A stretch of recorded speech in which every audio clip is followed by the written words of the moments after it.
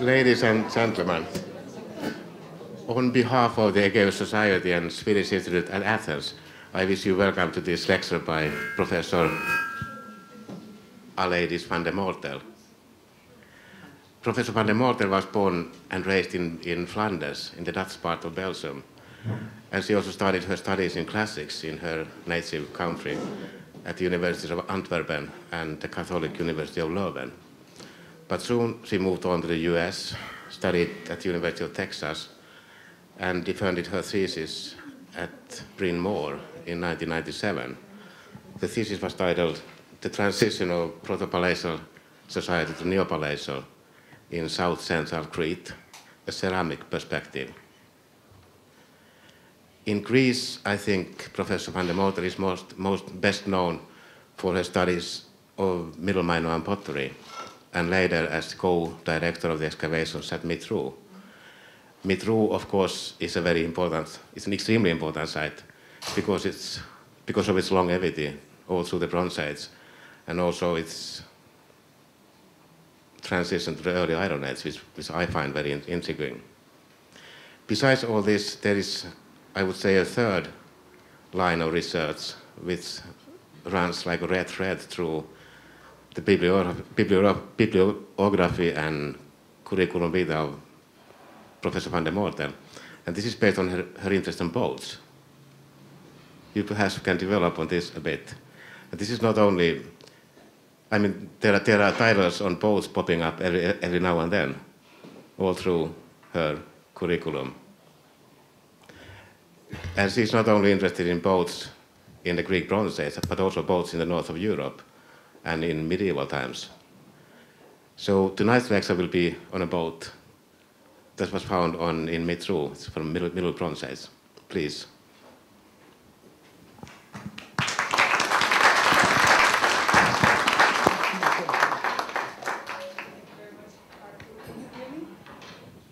Can you hear me? Is it down? Maybe. A little higher up. Can you hear me now? Is it there? Okay, thank you very much. Thank you very much, Agdo, for this kind introduction. Kyries και κύριοι, θέλω να σας ευχαριστήσω για την παρουσία σας και θέλω να ευχαριστήσω θερμά και τους οργανώτες της εταιρείας Ergefs για την ευγενική πρόσκληση τους. And unfortunately, I cannot continue my whole talk in Greek, but I'm working on it. I also would like to thank the Swedish Institute for making their beautiful facility available to us tonight.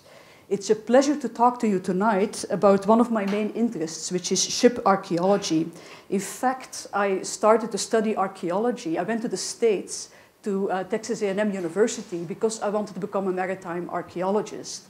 I got a master's in maritime archaeology over there, and then I switched to Bronze Age archaeology, but I always stayed close to the sea, and I never expected, of course, to find a boat at Mitrou, but there it is. And so my work on ships, medieval ships of Northern Europe, turned out to be quite handy and helped me a lot in interpreting this boat, as you will see.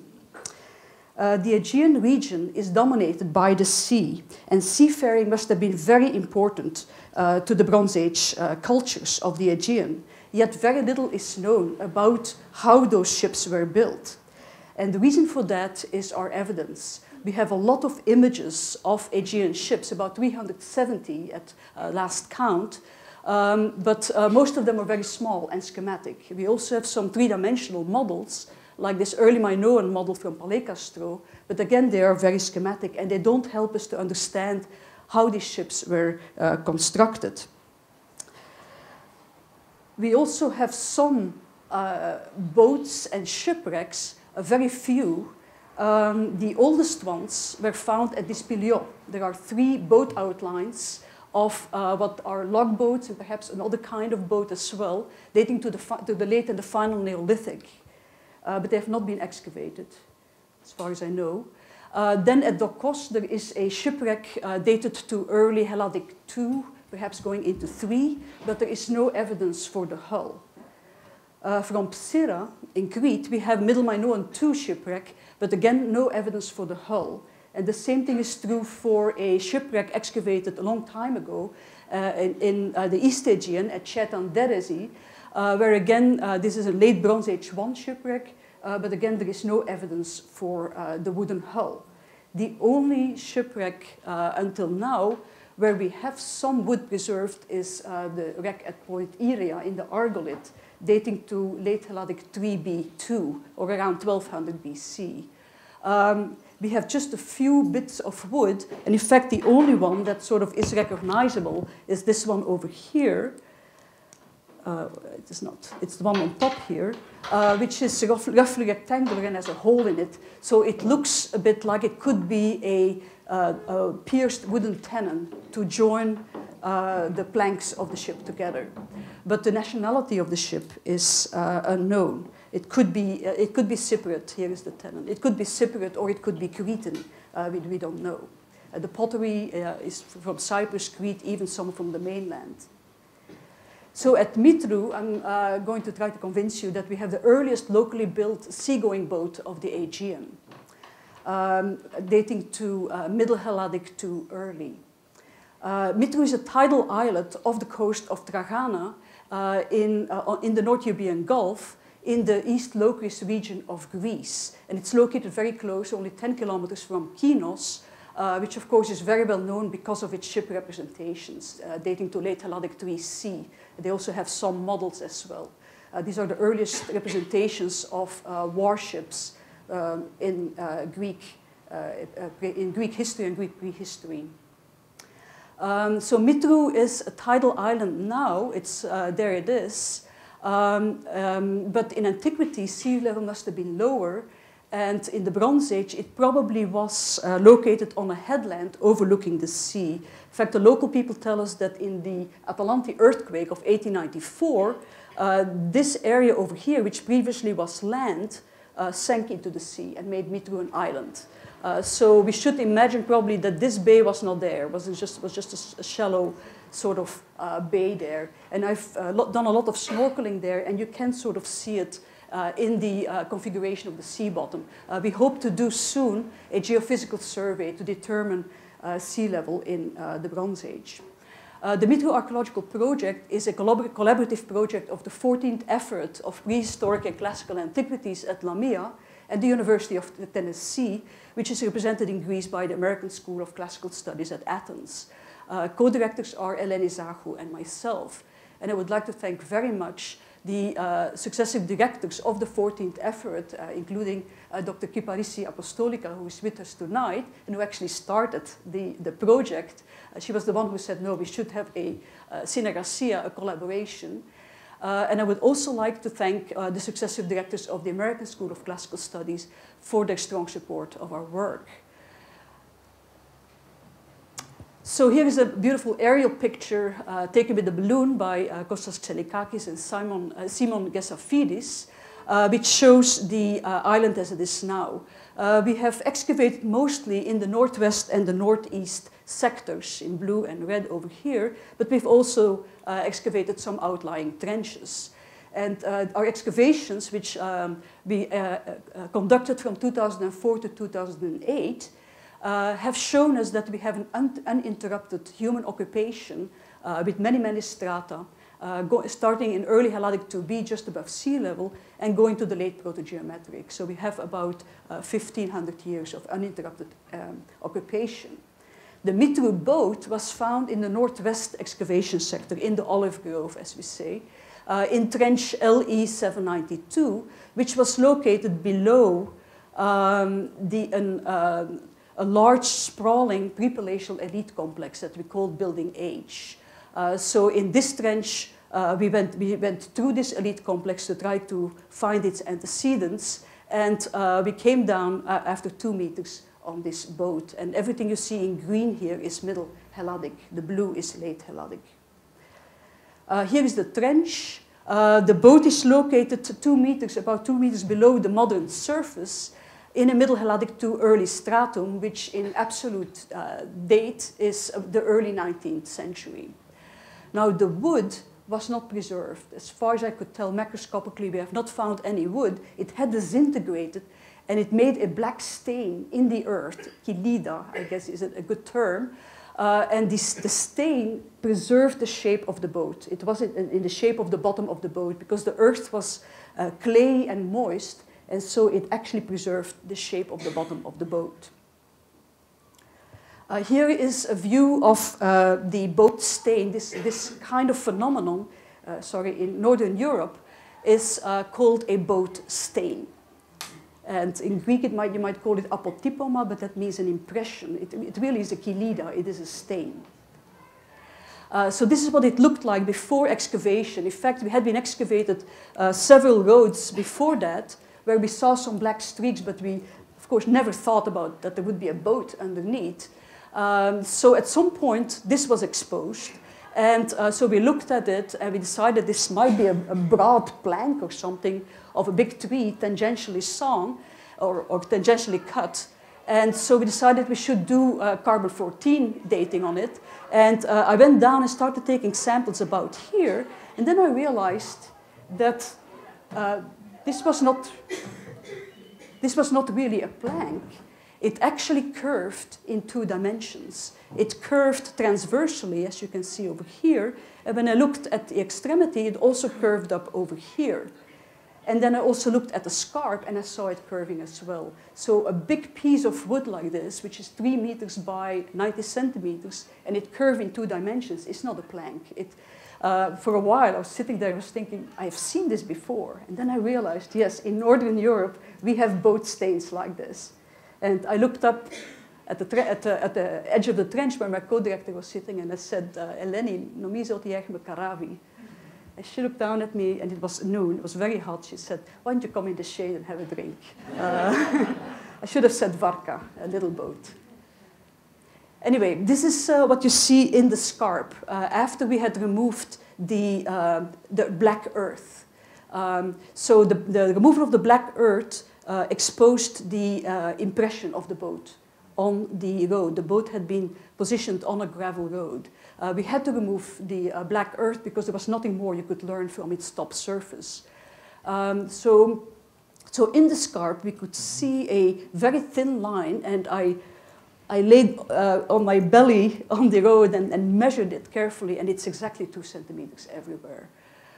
So you can see it over here. Here is a funny round projection. And then over here, you don't see the black line anymore, but you do see that there is a difference in the soil. Here there is a reddish clay soil, which I think is a superstructure of this wall that sort of disintegrated and melted under the boat, and it preserved the shape of the boat.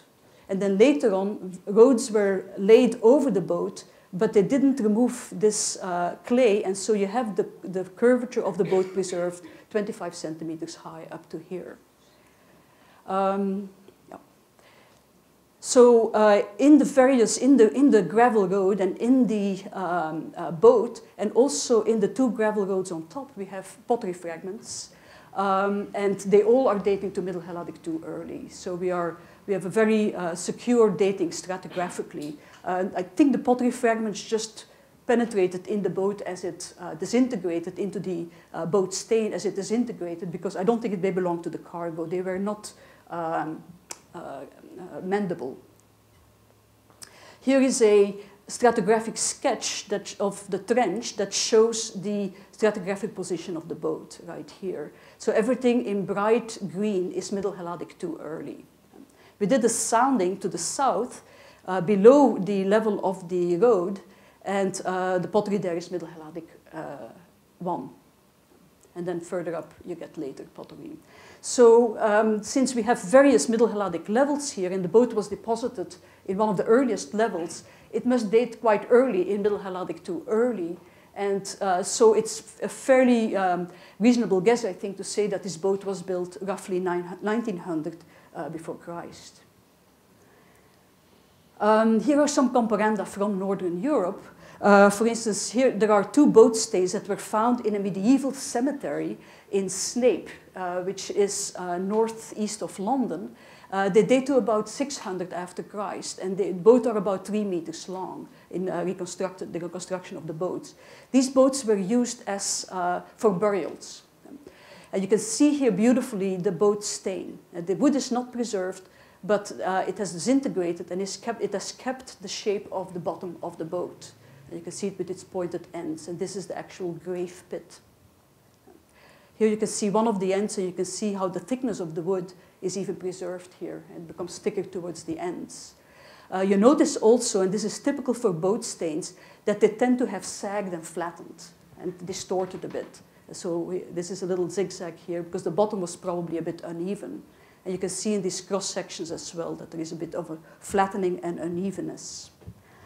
From Denmark, we have more than 40 of these boat stains, also from a cemetery from the Roman era, the 2nd and 3rd centuries after Christ. And this cemetery was found at Sluisegaard on the island of Bornholm, which belongs to Denmark, but it's very close to the Swedish coast.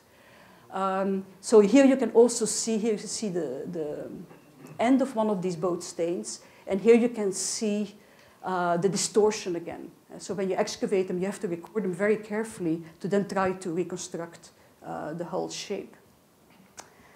So this boat, the Bitru boat, was not used for burial. It was just placed here on this gravel road, probably just for temporary storage, and then something happened, we don't know what, and it was abandoned. So we can see some flattening and distortion of the hull shape over here. And in this section drawing by Giuliano Bianco, you can see it more clearly. And so here is that red-brown clay. So the length of the excavated part is 3 meters. And here is a balloon picture which shows the shape of the hull much better than you could from the side of the trench, as this one is here. And so this balloon picture clearly shows that we haven't excavated all of the hull. In fact, we seem to be about halfway over here. So I would say that the total length of the boat is probably 5.5 to 6 meters. It's a rough guess. The width of the excavated part in cross-section is 90 centimeters, and the depth is 25 up to here.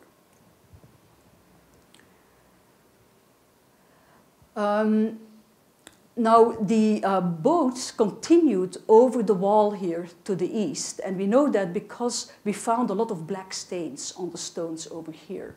So it was also resting over here. And so I reconstruct the original width of the boat to at least 1 meter. The distance from here to here is 1 meter. So in the balloon picture here, you can see how the shape of the boat is lance-shaped, lanceolate. But its extremity is blunt. It's not pointed, it is blunt. Now the wooden beam here on one side of the boat caused me some problems. I didn't know what to expect from, how to interpret it. But I think the best interpretation is that it's not just a support, but it was attached to the hull. It seems to be attached to the hull. And we can also follow it over the entire length of the hull. And so it probably is what is called in English a bilge keel. And that's a keel which is attached not at the bottom of the boat, in the center, but at the side. And you need 2 of them. Okay? The bilge is the place where the hull turns from the bottom to the side. And I think in Greek that's kirton gastras. So a bilge keel serves 2 purposes. In a case like the Bitru boat, which probably was hauled on land a lot, it would have protected the hull from damage when it was hauled on land and hauled back in the water. But when the boat was going in the sea and there were waves, a boat tends to go like that. And a bilge keel actually helps to dampen the roll movement of the hull. And that's why it is used also in these big boats. So here is a plan drawing by Giuliano Bianco, and you can see how the bilge keel here continues all the way till the end. On the other side, there may have been one as well, because there is also some sort of depression, and the gravel sort of stops here. It's not the same as in the center here. I have not been able to find it, though, in the scarp. Maybe it's just not as well preserved. Here are section drawings by Giuliano Bianco, cross-sections, taken about every 30 centimeters or so. So you can see that's typical distortion that you have in boat stains. And you can see how sometimes we do have a depression that suggests that there was also a bilge keel on the other side. You needed both of them. And here is a longitudinal section with the black stains on the wall. Inside the boat, we have a plank-like object, which is actually a bit thicker than it was drawn here. It is 10 centimeters wide and 3 centimeters thick. And it has curved edges, and also the top part is a bit curved. Now, it could be a plank that comes from the upper part of the hull, or it could be a paddle. And in fact, in Snape, in the medieval cemetery of Snape, they found a similar shape in one of the boat stains, and they excavated the whole thing, and it turned out to be a paddle. Right on top of the black line of the hull, we have a 1 to 2 centimeter level of dark gray earth of a different texture. And it looks like it is organic debris lying on the hull. I'm not sure what it is. It could be various things. It could be a ceiling planking made of a different type of wood. And a ceiling planking is planking that you put in the boat so you can walk over the frames. It could also be dunnage, which is organic material you use to stow cargo so it doesn't move. It could also be remains of the boat contents, or perhaps even sail and rigging, because the sail was known in the Middle Bronze Age in the Aegean. We have not identified any frames or other internal reinforcements of the hull, but that probably is because we had flattened the hull before we identified it as a boat stain. So hopefully in the future, if we get to excavate the other half of the boat, we will be able to find frames. Here is my reconstruction of the boat. It's a very schematic reconstruction, but there are a number of indications that help me to reconstruct the cross-section of the boat. One is that there was a big piece of gravel embedded in the road and you couldn't move it. So the boat must have been sitting on top of it. Then we also knew that the boat would have gone at least up to here. So I took this curvature, which seemed to be a nicely preserved curvature, and I put it over here and then just mirrored it over here. And that gives a boat of almost 1 meter in width. But it's not very high. It's only 34 centimeters high. And that's perhaps a little too, I talked to fishermen and they said, oh, that's a little too short. So, you know, just arbitrarily, just to make a boat that's a bit more seaworthy, at least for the Euboean Gulf, I hypothesized that there may have been a washboard, an upper strake or an upper plank that would have made the boat perhaps as high as 50 centimeters. And if we take the waterline at 25 centimeters, and that's again just sort of based on what these boats normally do, we get an estimated cargo capacity of 250 kilograms, which would be enough to carry 4 people and some goods, or fewer people and more goods. And if you want to take more risk and you want to load it deeper, you can put more cargo or more people in there. Now, it is possible that the bilge keels looked differently. In fact, you can see that in their present shape, they look quite flattened. It looks quite flattened, this one, the preserved one. And perhaps the reason for that is that it may have been cut from a piece of wood, a piece of hardwood, like this, tangentially. Okay? If you do that, the medullary rays, which are the cells that go from the heart of the tree to the exterior, in hardwood trees, the medullary rays change their orientation. Now, a British wood specialist called Richard Dara has done an analysis of the compression and the distortion of the planks of a Bronze Age boat from Dover in England.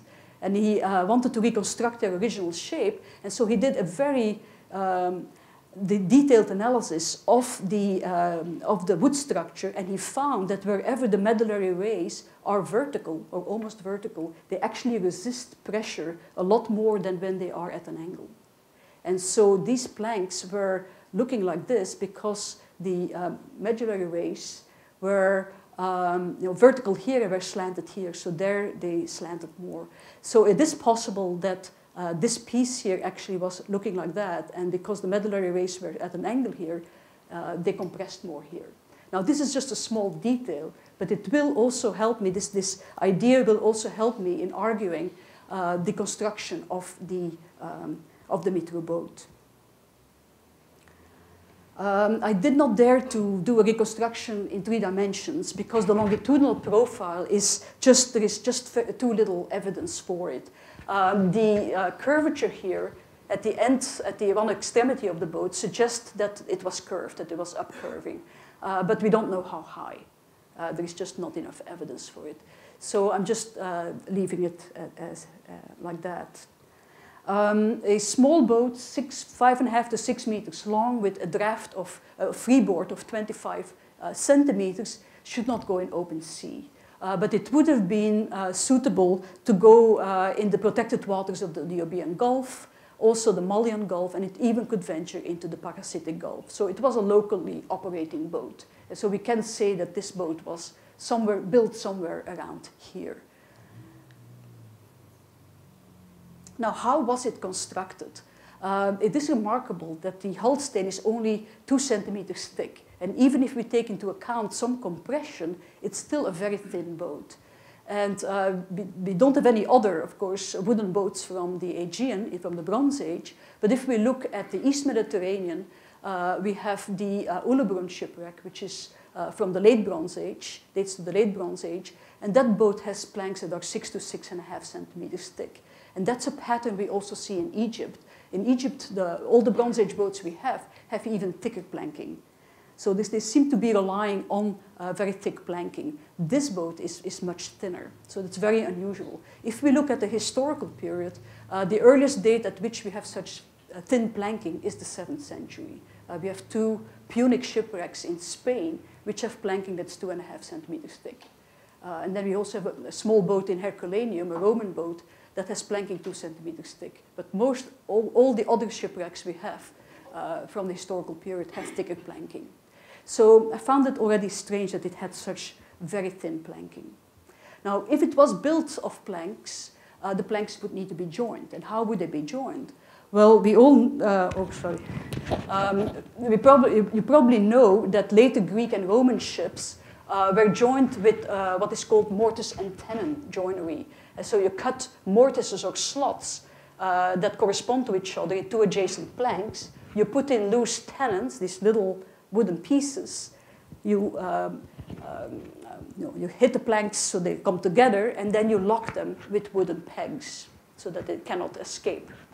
Now, the latest shipwrecks we have found, sort of in the last 15 years or so, suggest that this method of joining planks may not be an original invention of the Aegean. It actually may have come from the East. The earliest shipwrecks we have, and we have now 7 of them, from the 6th century, which we think are Greek or have a good chance of being Greek, had their planks lashed with ropes. This is what we call sewn boats. And you usually have rolls of caulking over the seams to make them waterproof. Here is a list of these early boat finds. And you can see there were, none of them come from Greece, but they come from Marseille, for instance, which was a Greek colony, or from the south of France, from Italy, even also one from Pabuç-Burnu, which is near Bodrum, which was Halikarnassos in antiquity. So, these are probably, at least some of them, if not all of them, are Greek boats, and they were all sewn. And what's interesting is that around the end of the 6th century, we start to see the first mortise and tenon joinery in Greek boats, but they are, it comes in gradually. Not all of the hull is joined like that, but only part of it, and the rest is still sewn. So it really looks like this way of joining planks came in gradually into Greek shipbuilding. Even in the Kyrenia ship that dates to the 4th century, there were some repairs that were sewn on. So if you think that this is a very thin hull and it has fluid curvatures, we also don't see plank outlines. And the boat was compressed evenly to 2 centimeters, which suggests that the medullary rays were all oriented more or less in the same orientation, resisting the pressure in the same way. All of that makes me think that this is not a planked boat, but it is a log boat, what you call a monoxylon in Greek. It would not have been an ordinary log boat which you cut out of the tree like this, but a log boat which was cut out and then widened, expanded, so that it would become a much wider and a much more seaworthy boat. And here's a diagram that shows this expansion. And when you expand a log boat, the medullary rays, of course, expand with them. They change their orientation. And so the medullary rays of this Mithra boat could have all have been more or less in the same orientation towards the pressure. Again, let's take a look at some ethnographic examples of expansion. There's been a great study done by a Finnish researcher, Nikki Le, about expanded log boats in Finland, in Satakunta. And these photos were taken in 1935. Expanded log boats are very different from ordinary log boats. We shouldn't think of them as just being hollowed out tree trunks. They're actually quite sophisticated. First of all, you have to hollow out the tree trunk very, very thinly. You can see that over here. And you should try to not cut the grain of the wood as much as possible, because when you cut the grain, you weaken the wood. So it requires really good woodworking skills. And really good woodworkers, they even cut the tree sort of in a tube shape. They then heat the boat with, and they keep it moist so that it doesn't break. And then the wood becomes flexible, and you can slowly widen it. And there are different methods, but this man is just putting sticks in there and stones. And so slowly the wood adapts and becomes wide. And this is the result, is a nice, beautiful boat with a wide beam and beautiful curves. Because as you widen the sides, the ends come up of the tree. And I actually brought a tool to show how it works. I hope you can see it. I cut this carrot. I cut it, I hope, thin enough and evenly enough, and I wetted it. So if you widen it like that, the ends come up. Do you see it? I hope not to break it. Yeah. Okay. You can try afterwards. Okay. So these boats get these beautiful parabolic curves, and they become much more seaworthy than a regular log boat. Notice also that expanded log boats always have to have symmetrical floor timbers, which are frames that you put symmetrically along the center line. And that is to keep the boat in shape after it dries and it cools. Otherwise, it would just fold back. And so the frames have to be symmetrical, otherwise you get a crooked boat. Okay, so this is a very important feature. Expanded log boats also are very strong because they're made out of one piece. You can put planks to the side, but the bottom is made out of one piece. So in a number of parts of the world, they are still kept, like here at Borneo, for instance, because they are so strong. For instance, they're ideal for shooting rapids, rocky rapids, like this man is doing over here. There has been an ethnographic study done, and I will refer to it a bit later. The ethnographer asked, why don't you just make some decent Western plank boats? And the man said, no. Our log boats are much better than planked boats. We have about 75 expanded log boats that are known so far from ancient and medieval Northern Europe.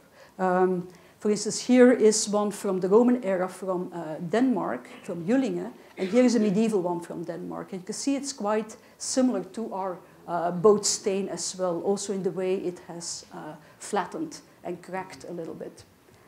These are real boats, these are not boat stains. Here is a real preserved one from Valenmoor in northern Germany. And you can see again the symmetrical frames over here. And this was air dried. All these logboats were made out of oak. Here is a late 10th century one from Holland, from the city of Utrecht. It's actually one of the boats that I'm studying. And the shape of it actually is quite similar to the shape of the Mitru boat. You know, it has this nice lanceolate shape, and the end, one of the extremities is preserved, is also blunt, just like the blunt extremity of the Mitru boat. So, could the Mitru boat have been a logboat? How big of a tree would you have needed? Well, it turns out for an expanded logboat, you don't need such a huge tree. And so what we do in order to reconstruct the original tree is we take the curved width of our expanded logboat and we fold it back into the boat, into the tree, hypothetically. And so the curved width of the Mitru logboat, reconstructed up to here, is 1.3 meters. Now, we don't know how much of the tree circumference the builder actually took. We have, in ethnographic studies, we see many different ways. Some builders only take 50%, some take 90%, and those are, you know, that takes a lot of skill to cut just a little slot in the top. So I did sort of calculations for 3 different possibilities, one for 50%, for 90%, and for 75%. And I come out with a diameter. If the builder only had taken half the tree trunk, you needed a tree trunk of about 1 meter in diameter, including the sapwood and the bark. If you took 90% of the circumference, you needed a tree trunk of 60 centimeters in diameter, and something in between a tree trunk of 70 centimeters would have been enough. With a boat, a logboat of 6 meters long, if you count about 1.30 meters that you need sort of for the to cut off the lower part of the tree, you don't want the part where there are a lot of roots and which is very stiff. You would come up with a tree trunk of about 7.5 meters. If the Mitru boat was 5.5 meters long, a tree trunk of 7 meters would have been enough. So you don't need such a large tree trunk to make the expanded logboat like this one. So what kind of wood was used for the Mitru boat? Well, the stain was very, very black, really remarkably black. And I showed this picture to a wood specialist at the University of Tennessee, Dr. Henry Grissino Meyer, and he immediately said it must be oak because this black color is caused by tannins, which you find in oak. And we did chemical analysis, chromatography, of several of the samples that we had taken. And 2 of the samples, the sample from the logboat itself that was taken in the scarp and from the paddle, showed peaks at 9.4 minutes. And this peak is identified as being pyrogallol, which is a chemical component. It is actually gallic acid, which has been altered by exposure for a long time to heat and water. And gallic acid is a component of tannin. So I think it's pretty sure that the Mitru boat was made of oak. And the fact that the chemical element is pyrogallol, which is produced by prolonged exposure to heat and water, I think is also an indication that we may have here an expanded logboat, because you need heat and water to do it. Some pollen analysis has been done in central Greece. There have been pollen cores taken here at the southern flanks of Mount Othris, and also here in the Almeros Plain and in the Coppaida. Sorry, it's over here, sorry. And they show that deciduous oak was available in central Greece, on the hills and the mountains of central Greece. The most common oak that you find nowadays are 2. The most common types are Quercus frenetto, or Hungarian oak, and downy oak, or Quercus pubescens. And both would have been large enough to make a boat like the Mitru boat, especially if they had been growing in the forest, because then trees develop very tall trunks without side branches. So what's the importance of all of this for Aegean boat building? Well, you find in these Bronze Age images in the Aegean, you find a lot of curved boats, beautifully curved boats. But I'm not going to argue that these are log boats. In fact, if you see, some of them have these what looks like oars or perhaps paddles, and also over here. So if they can give us an indication of the size of these boats. If these are oars, for instance, on this seal, there are 15 of them. Now, an oarsman needs 90 centimeters to 1 meter to operate the oar. 1 meter is really desirable. So if you count, 14 meters between these 15 oars, and then you need some space for the extremities of the boat, you need a boat of about 21 meters. That's too big for a log boat. Okay. Also, the Egina, the boat on one of these barrel jars from Egina, seems to be a large boat. And it is just these are very hypothetical, rough ballpark figures. So these boats are probably planked boats, but it is possible that they may have derived from expanded log boats. A Swedish researcher called Humla, already in 1937, noticed striking similarities between the expanded log boats of Scandinavia and the Viking ships. And he already suggested that expanded log boats can develop into planked boats. They can be the root of a planked boat tradition.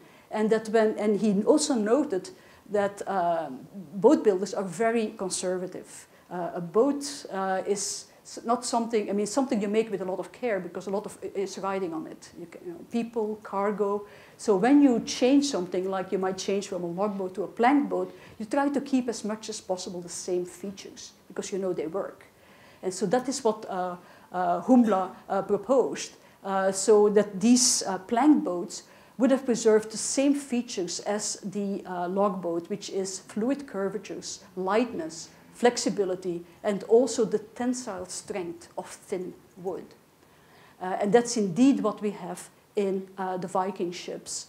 Here is the famous Gokstad ship from the Oslo Fjord from the late 9th century, and its boats, and you can see how their shape is very similar to that of an expanded log boat. And here is an 11th century Viking ship from Denmark. So how could this development have happened? Well, going now to this ethnographic study in Borneo by a Danish architect called Erik Petersen, Erik Petersen discovered in Borneo an expanded log boat tradition, which still is alive. And so the people there cut these large trees, they expand them, make them even larger, and then they build them up with planks. And they can just maybe add one plank and make a fishing boat, or they can add more and more planks and make larger and larger cargo ships. So the dark line here is always the log boat bottom. Okay. You can even put several of them together, 2 of them together, put a platform over it, and it becomes a car ferry. So log boats are not such primitive crafts. So Erik Petersen is the one who talked to people and said, why don't you make plank boats? And they said, no, they're not as strong. We want this bottom made out of one piece. But they said, the supply of large trees is dwindling rapidly. And we foresee that in the near future, we will have to switch to all plank boats. And so this would have been a reason that people would have gone to all planked boats, perhaps also in the Aegean. Now, also ordinary log boats can be developed into planked boats, and we have examples from that, of that in Northern Europe in the Roman period. Here is a replica of one of the final Neolithic log boats from Dispiliot. Well, you can make this taller by adding planks to the sides. You can also make it wider. You could cut the log boat, or it would actually be more reasonable if you make 2 halves made out of different trees, and then you put planks in between. And then eventually you just go to a totally planked boat. And all these stages have been found in Northern Europe. Now, an ordinary log boat needs to have it's sort of boxy because of the shape of the tree, and it needs to have its strength from the thickness of the tree. The thicker, the stronger. And so it's a different principle. People who are used to making ordinary log boats, they believe in big, strong boats. And so indeed, the boats that develop from them, they are boxy, and they have thick planking and thick frames. And they're not flexible. They are strong, rigid hulls. So here is an example. This is a replica of a Roman-era barge from Lake Neuchâtel in Switzerland. And this is a model of a coastal trader from London, that was found near Blackfriars Bridge in London. The black parts are the preserved parts over here. So you get really two different boat building traditions in Northern Europe, already in antiquity and then also in the Middle Ages. You get the Romano-Celtic tradition, which thick planking, rather angular bilges over here, thick frames as well. And then you get the Nordic tradition, which has very thin planking, very thin frames, and everything is flexible. Now, when we look at, go back to the Aegean, of course, we don't have any wooden Bronze Age boats, but we have boats from the later period, from the historical period. And for instance, the Carina ship from the 4th century is quite well preserved. And when we look at its features, it looks much more like boats that are derived from an expanded logboat than boats that are derived from an ordinary logboat. For instance, the Carina ship has relatively thin planks, 4 centimeters thick, and the frames are also relatively thin. In section, they are 9 by 9 centimeters. They are not continuous. The frames are not continuous. They are half frames, and then you get floor timbers with futtocks, they are called here, these upper parts. So you wonder, why didn't they build them continuously? Well, probably they didn't want to, because by having the frames being discontinuous, you build in a certain element of flexibility. There is also evidence that these planks were put under tension as they were joined together. And here you can see a photo from the building of the replica of the Carina, which was built here in Perama. The planks are joined with mortise and tenon joinery. And they found out by building the replica, you can learn a lot by building the replica of a boat. They found that it's not so simple to put these planks together. You actually have to make sure that you lower this plank very gradually, evenly. It's a bit like working with an old wooden drawer. You cannot just sort of jam it in. You have to put it evenly. And then you have to hit it in place, and it snaps into place. So it is put under tension. And you can see them doing it over here as well. And in fact, this is how these the three-pronged rams of later Greek warships worked. As Richard Steffi discovered, they did tests and they found that this ram is not designed to pierce the hull. It is designed to pound the hull and break the wood. And as soon as you have a little break somewhere, the whole plank the hull opens up because the tension is broken. And that's how these rams worked.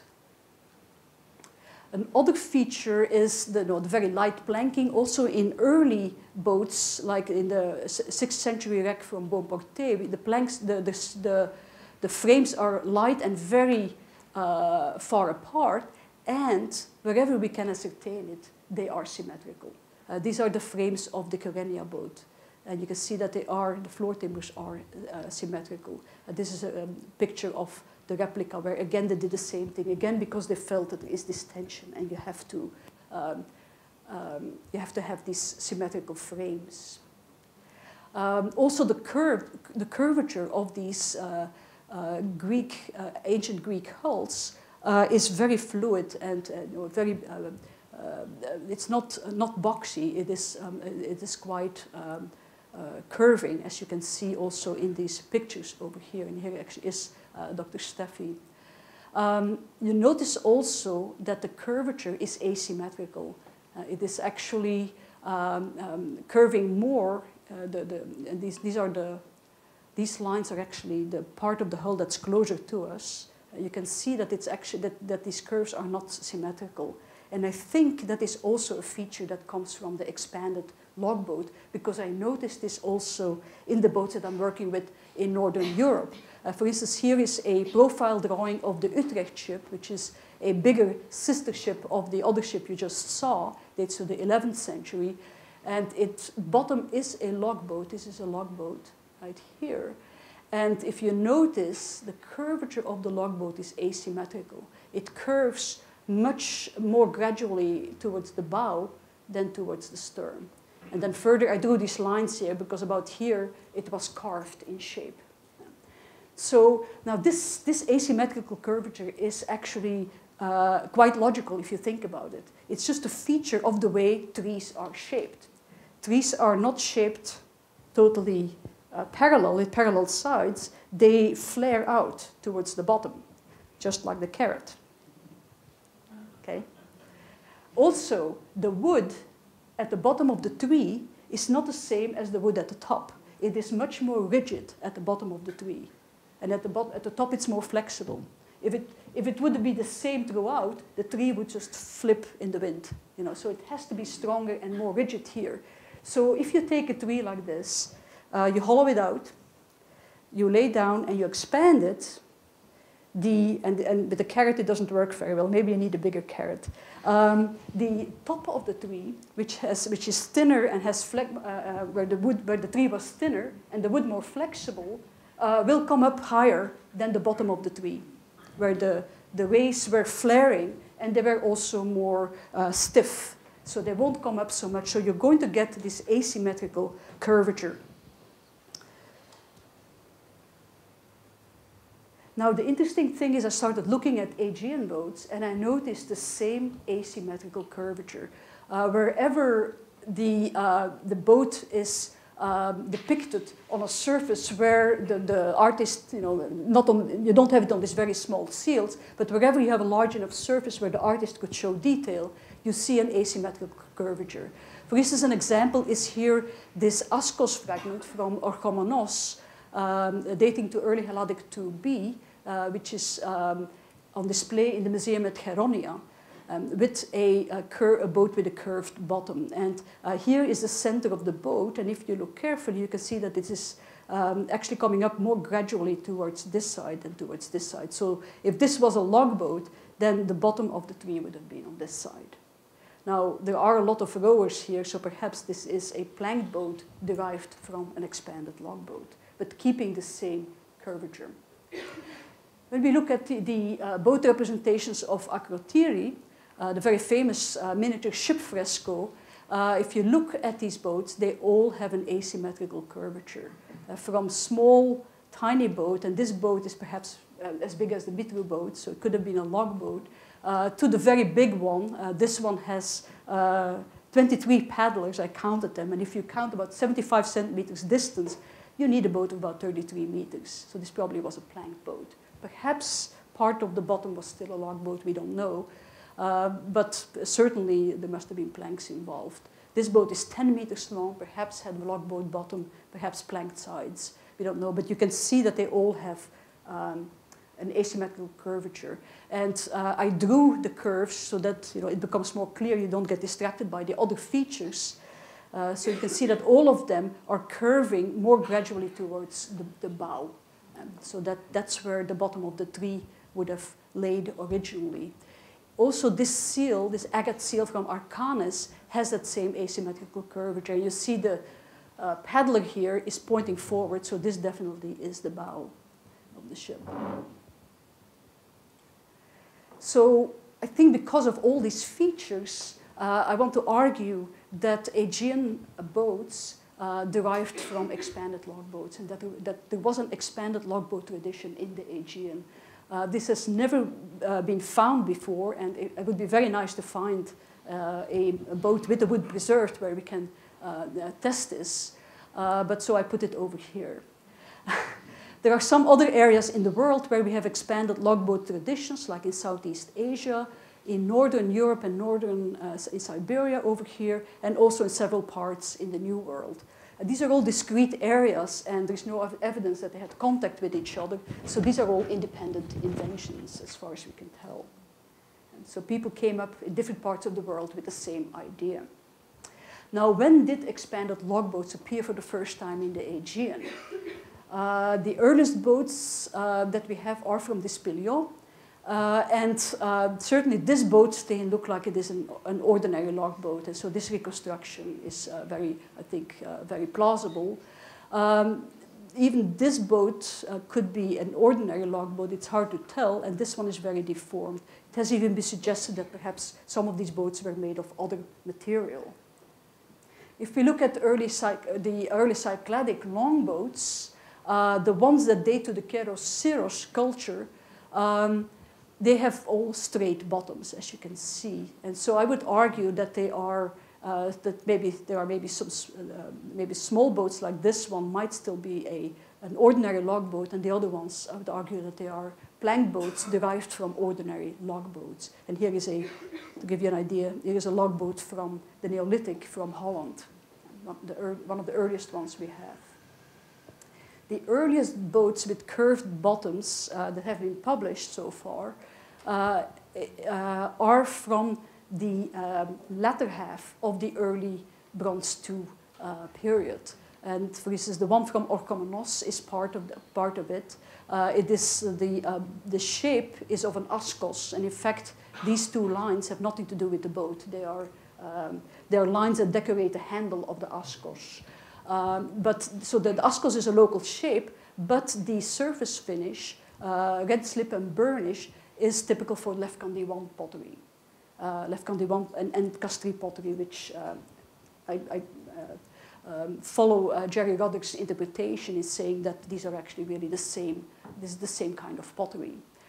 We also have a fragment from Phyllacopy, which is dark burnished, and it comes from Phyllacopy 1, so the earliest it could date to is also early Cycladic 3. There are also 2 unpublished fragments from Euboea, which hopefully will be published soon. And so there is, it's not just these few pieces. There is also on a red-slipped frying pan, so it's again a local shaped frying pan, but treated in the way of Castries pottery. There we have a longboat with a straight bottom, but it is a very awkwardly drawn boat, as if this is not the same as the other longboats. So it seems possible. I would cautiously present the hypothesis that perhaps the technique of expanding longboats came from the East Aegean and may have come together with this Castries and Lefkandi 1 pottery. And of course, if that is the case, it is more likely that people came with this, and that that not just the technique travel, but also the people came with it. Another advantage of expanded logboats is that they're very light and very hydrodynamically built, so they move swiftly through the water. For instance, this was very well experienced by the people who built a replica of a Bronze Age boat from Denmark called the Hjortspring boat. Bronze Age in Denmark lasts till about the 4th century BC. And this boat is 19 meters long, and it can take 20 paddlers. In this case, it also took the king and the queen. That's why it's lying a little deeper in the water. They did lots of experiments with this boat. The bottom of this boat is an expanded element. And they found that it was very strong. I actually have a film of this where they go through 1 meter high waves and the boat just goes right through it. So this idea that these long boats would have cracked in the sea is not true if you cut the planks along the grain. And they found that the boats on average go about 4 knots, which is about 7.2 kilometers an hour. At maximum speed, they go 7.6 knots, which is closer to 10 kilometers an hour. But on a good day, they actually, at some point, paddled 45.5 kilometers in 6 hours. And they developed this idea, as they were paddling, they just had this idea that, hey, let's just have part of the crew rest for 5-10 minutes at a time. And they found that they didn't lose that much speed because they had this momentum. And so by doing that, by taking rolling rests, they could keep going. And they were able to do this 45.5 kilometers in 6 hours. And that included a 55-minute break. So it's in fact, they did it in 5 hours. And they were able to, they said they would have been willing to do another 6 hours of those. Okay? So knowing this, this puts into question the received wisdom of the normal action radius of a boat, of one of these paddled boats. We always sort of say as a ballpark figure that they could do about 40 kilometers a day. Well, the yacht spring boat could do it in half a day. And so this would mean that on a long summer's day, a boat like that could do the long distance from Thera to Crete, which is about 100 kilometers, without having to spend the night in an open boat in the sea. And certainly the distance from Kassos to Crete, which is only about 60 kilometers, they would have been able to do quite easily. It would not have taken a day and a half, but much less. So again, this shows you how important it is to do experimental archaeology, to rebuild the boats and operate them, because that gives us a much better idea of what they were capable of. So I hope that I've made a convincing argument for calling the Mithra boat an expanded logboat, or a boat derived from expanded logboats, and that this tradition was at the basis of later Bronze Age and Greek shipbuilding. Thank you very much for your attention.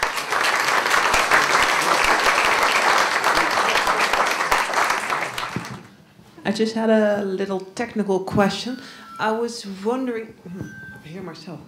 I was wondering, you said that the stain was actually dated with carbon, radiocarbon dating? No?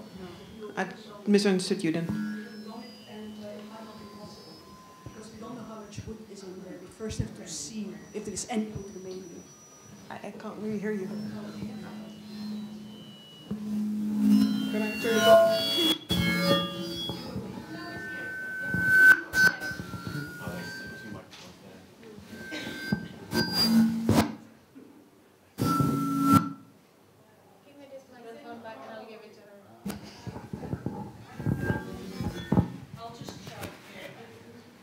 We don't know if there is any wood remaining. You know, the stain can be produced just by the wood disintegrating. And in that case, there would be perhaps not enough organic remains left in the earth to date it.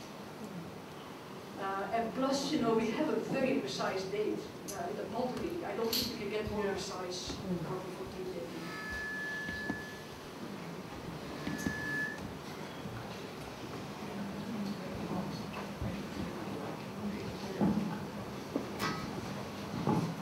Could you comment more about the context of the find? It's so extraordinary. You said that it was left on a road, a public road, not in a shelter or something. It was not, no. Well, by a house, the fisherman house. Well, we've only done one trench. It's a long. That part on the side, but at the west scarp of the site, we have a stratigraphy, and we have middle Helladic levels there. Thank you. We have middle Helladic levels there, and you know, so we know that the middle Helladic settlement stretched for another 40 meters or so, and the sea took part of it away as well. And on the other side, on the east side, the middle Helladic settlement goes all the way to the east scarp as well. So it was lying in the settlement, not on the coast. And it was lying in a road, which perhaps was an alleyway. And so, you know, maybe a fisherman came home and put it there for the night. Actually, at some point, I said it was maybe stored for the winter. And somebody said, who knew about boats here in Greece, said, no, you would never put a boat like that right side up. You would turn it around. Yeah, yeah. So it was not. It was right side up. So it must have been temporary storage. When we found the boat, I made a joke with my co-director, and I said, well, maybe there are several lines of this, and maybe it's not a road, but a Neozikos, but I don't think so.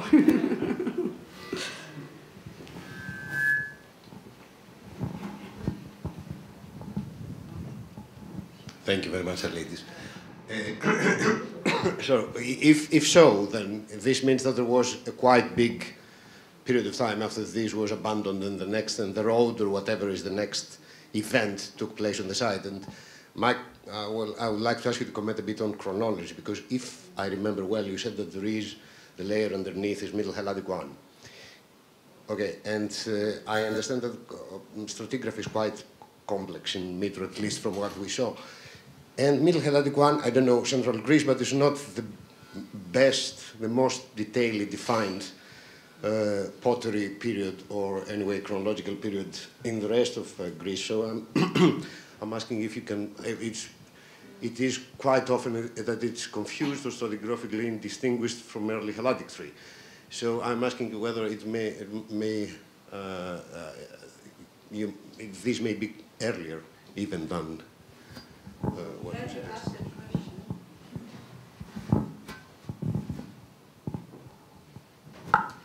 I'm glad you asked the question, because actually at Mitru we have a very good Middle Helladic stratigraphy in this trench, and then also in a trench on the East Sea Scarp, which is about 60 meters away, or 100 meters away.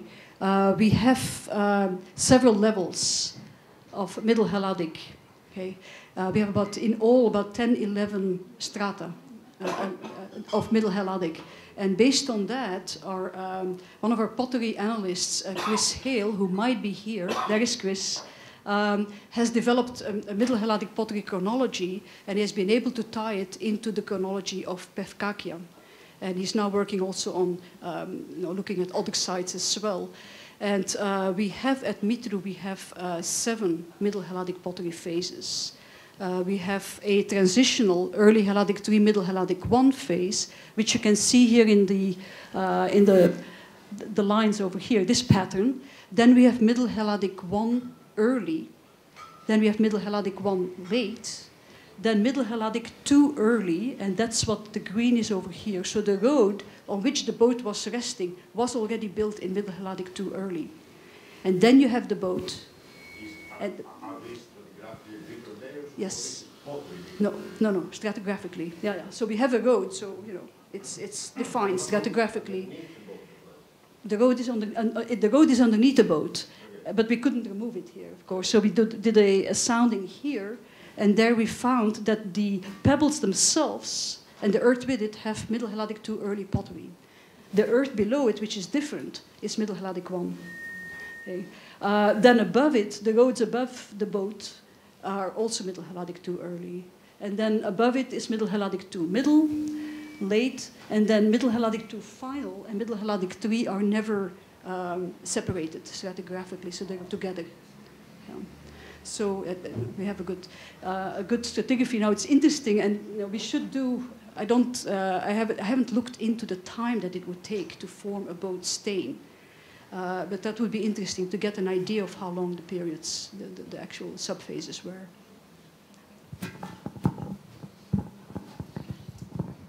Thank you very much. It was really amazing. A question based on ethnographic parallels. For how long can a boat like that be used? How long they can keep using it? It very much depends on how you treat it. The problem with the sea is that you have organisms that live in the sea that attack wood, and so you have to take the boat out of the water as soon as you can. Unless you can protect it with some sort of substance. But in antiquity, the best substance was using lead sheeting. And of course, people here in Mitru did not do that. So, if you treat it well, you can keep it for some time. I think if I remember it well, the trireme replica lasted for about not quite 10 years. Yeah. But of course, triremes were never sheeted because they were supposed to be light and flexible. A boat like this, if the man took care of it, and perhaps could have lasted longer. If you have a harbor with freshwater springs, freshwater kills the teredo worm, which is the main culprit.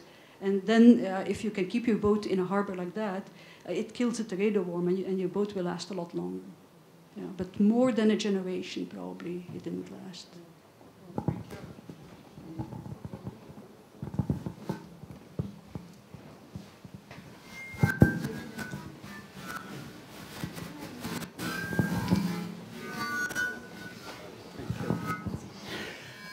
Thank you very much for your presentation. I think it was very revealing for everybody working in the Aegean, because this technique of expanding is quite new for us. And it will open a new, will help us thinking in a different way. You found this on the mainland, on a street. And probably it was there rotting for many, many years, as it always happens even today. You can see such things in coastal areas and in the islands. So perhaps, because to be buried there with a sequence, a stratigraphic sequence above it, means that it was exposed for a very long time. And I wonder whether it was out of use, this. On the other hand, I would like to say that it is very important that we have the first evidence, and thanks to your experience from North Europe, you managed to recognize the wood stains, because any one of us could have destroyed it. But I think in the Aegean, the major revolution in shipbuilding must have come with the early Cycladic II ships, because it was at the time that there was a great need to carry heavy cargo of minerals, of ores from the Cyclades to Crete, because it was at the time that the installations of processing ores in Crete developed. So I think this is very, very helpful. I don't know when they started making. I don't know when they started making these expand boats, but it is very enlightening. Thank you very much.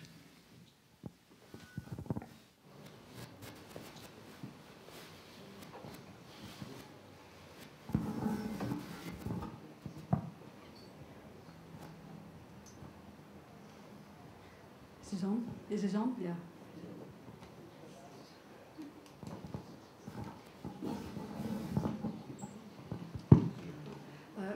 Yes, thank you very much, Dr. Dumas. With regard to your first remark, it's something that I have to look more into, and there hasn't been a real study of boat stains, how they are formed. But it seems to me that they tend to be formed in situations where the boat is covered rapidly, like in a cemetery. Many of them are from cemeteries, or they're from very active environments where the boat is covered with slip very quickly. So this suggests that the boat was sort of covered in some way quite quickly and then rotted in place. With regard to your second remark, yes, I mean, in the early Cycladic II period, there is a lot of trade in metals. The question is, of course, is the volume of the trade. How large a boat do you need? The boat representations we have show long, slender boats, long boats, which were propelled by many, many paddlers. It's a very inefficient way of carrying cargo. Normally, boats like that are used in a system where you don't trade in very large volumes, but in high value, low volume goods. But it's always possible that there were other boats as well that they simply did not represent, because the longboats may have been the warships and the pride of the island, and that's what they showed on the frying pans, and they didn't show the cargo boats. So it's always possible. But of course, yes, with expanded logboats, you would expand your cargo capacity. Well, I've also been wondering how many boat stains we have excavated away as a collective present here tonight. I think we can have one more question.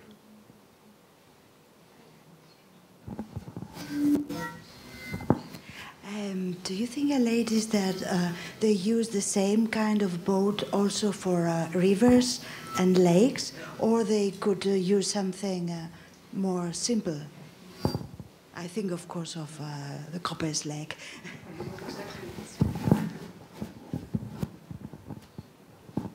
Well, the earliest example we have of the curved bottom comes from Orgomenos, which was on Lake Koppes.